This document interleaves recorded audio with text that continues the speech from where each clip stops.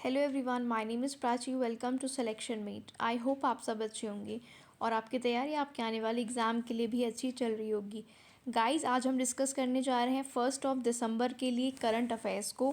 ठीक है, यहाँ पर हम जितने भी न्यूज़ आई हैं 1 दिसंबर को जो कि आपके एग्ज़ाम पॉइंट ऑफ व्यू से इम्पॉर्टेंट हैं, उनको आज हम यहाँ पर डिस्कस करेंगे। ठीक है, तो ये सेशन आपके लिए बहुत इंपॉर्टेंट है। अगर आप किसी भी वनडे एग्ज़ाम की तैयारी कर रहे हैं और जिसमें करंट अफेयर्स पूछा जाता है तो ये सेशन आपके लिए बहुत इंपॉर्टेंट है। विदिन 10 to 12 मिनट्स हम यहाँ पर एक दिन के करंट अफेयर्स को कवर करते हैं, पॉइंट टू पॉइंट डिस्कशन करते हैं, जो कि आपके एग्ज़ाम में आने की प्रोबेबिलिटी होती है। तो चलिए गाइज, आज का सेशन हम स्टार्ट करते हैं। उससे पहले अगर आपने चैनल को सब्सक्राइब नहीं किया है तो सब्सक्राइब कर लीजिए और बेल आइकन को भी प्रेस कर लीजिए सभी वीडियोज़ के नोटिफिकेशन के लिए। वीडियो को पूरा एंड तक देखिए। अगर आप करंट अफेयर्स के लिए इस वीडियो पे आपने क्लिक किया है तो ये वीडियो आपको एंड तक ज़रूर देखनी है।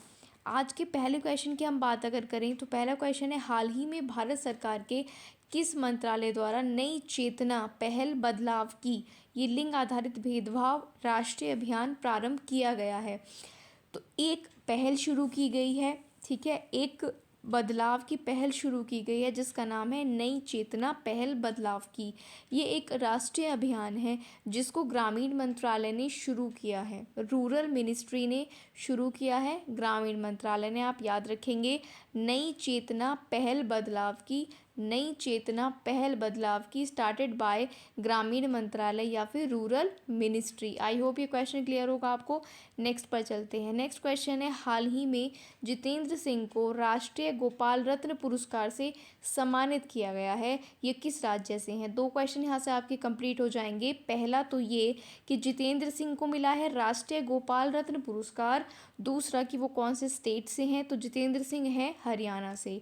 तो क्वेश्चन समझ आ गया आपको। राष्ट्रीय गोपाल रत्न पुरस्कार मिला है जितेंद्र सिंह को जो कि हरियाणा से बिलोंग करते हैं। आई होप ये क्वेश्चन भी आपको क्लियर होगा। नेक्स्ट क्वेश्चन है, चर्चा में रहा कामचटका प्रायद्वीप ये कौन से देश में है? न्यूज़ में रहा है ये प्रायद्वीप जिसका नाम है कामचटका, ये कौन से देश में है, कौन सी कंट्री में है, ये आपको बताना है। तो जो कामचटका प्रायद्वीप है ये कहाँ पर है? रूस में है। याद रखेंगे, कामचटका प्रायद्वीप कहाँ पर है? रशिया में है, ये आपको याद रखना है। नेक्स्ट क्वेश्चन है, हॉर्नबिल उत्सव किस राज्य से संबंधित है? ये जो हॉर्नबिल फेस्टिवल है ना, ये हर एग्ज़ाम में पूछा जाता रहा है कई सालों से। ये बहुत ज़्यादा इंपॉर्टेंट क्वेश्चन है, इसको आपको ज़रूर याद रखना है। हॉर्नबिल उत्सव कौन से राज्य से संबंधित है? तो ये है नागालैंड से रिलेटेड, आपको याद रखना है, ये बहुत इंपॉर्टेंट क्वेश्चन है। Hornbill festival Nagaland. Next question है हमारे पास, प्रतिवर्ष 1 दिसंबर को विश्व एड्स दिवस मनाया जाता है, यानी कि वर्ल्ड एड्स डे कब होता है? 1 दिसंबर को। वर्ष 2022 के लिए इसकी थीम क्या थी, इसका सब्जेक्ट क्या था 2022 के लिए? तो इसके सब्जेक्ट की हम बात करें, इसका सब्जेक्ट या थीम थी समानता। समानता यानी कि इक्वालिटी, समानता यानी कि इक्वालिटी। तो आप ये याद रखेंगे। वर्ल्ड एड्स डे कब होता है? तो वर्ल्ड एड्स डे होता है 1 दिसंबर को। ये दिन भी पूछा जा सकता है, इंपॉर्टेंट है, और इसकी थीम तो बहुत ज़्यादा ही इंपॉर्टेंट है, इक्वालिटी, आपको याद रखना है। नेक्स्ट क्वेश्चन की बात करते हैं, हाल ही में लेखक इमायम को कुवेम्पू राष्ट्रीय पुरस्कार 2022 दिया गया है, इनका संबंध कौन से राज्य से है? तो एक पुरस्कार है कुवेम्पू राष्ट्रीय पुरस्कार 2022 जो कि राइटर इमायम को दिया गया है और ये है तमिलनाडु से। ठीक है, तो ये नाम ही कुछ अलग है, इमायम, कुवेम्पू। तो ये आप जो कॉमन होते हैं वो याद रखने में थोड़ी प्रॉब्लम होती है, कुछ यूनिक अगर नाम होता है वो आसानी से याद हो जाता है। तो आपको याद रखना है, कुवेम्पू राष्ट्रीय पुरस्कार दिया गया है इमायम को, और इमायम कहाँ से बिलोंग करते हैं? तमिलनाडु से। नेक्स्ट क्वेश्चन है, निम्न में से किसे para sports person of the year पुरस्कार से नवाजा गया है? ये कहा जाए तो ये इस मंथ का ही इम्पोर्टेंट क्वेश्चन रहेगा, बहुत ज़्यादा इम्पोर्टेंट, कि किसे para sports person of the year पुरस्कार दिया गया है, वो है अवनी लेखरा। ठीक है, इनको पैरा ओलंपिक में इन्होंने गोल्ड मेडल जीता था, इसलिए ये न्यूज़ में मतलब बहुत ज़्यादा इंपॉर्टेंट हो जाता है, और इसीलिए इनको para sports person of the year के प्राइज से सम्मानित किया गया है। आपको एक क्वेश्चन का आंसर देना है कमेंट बॉक्स में कि अवनी लेखरा जिन्हें para sports person of the year दिया गया है कौन से स्पोर्ट्स से रिलेटेड हैं, कौन से खेल से संबंधित हैं, आप कमेंट बॉक्स में ज़रूर लिखिएगा। नेक्स्ट क्वेश्चन है, हाल ही में निम्न में से किसने यूपीएससी के सदस्य के रूप में अपने पद और गोपनीयता की शपथ ली है? किसने यूपीएससी के सदस्य के रूप में अपने पद और गोपनीयता की शपथ ली है, यानी कि कौन यूपीएससी के सदस्य अपॉइंट हुए हैं? तो वो है प्रीति सूदन। याद रखेंगे, यूपीएससी की सदस्य अपॉइंट हुई हैं प्रीति सूदन। यूपीएससी के सदस्य कौन बनी है? प्रीति सूदन बनी है, आप याद रखेंगे। ठीक है गाइस, अगर अभी तक का वीडियो आपको अच्छा लग रहा है तो वीडियो को लाइक ज़रूर कर दीजिए। नेक्स्ट क्वेश्चन है, हाल ही में भारत सरकार द्वारा किस देश को 100 मिलियन अमेरिकी डॉलर की वित्तीय सहायता प्रदान की गई है? ठीक है, तो भारत सरकार ने, इंडियन गवर्नमेंट ने कौन से देश को 100 मिलियन यूएस डॉलर दिए हैं?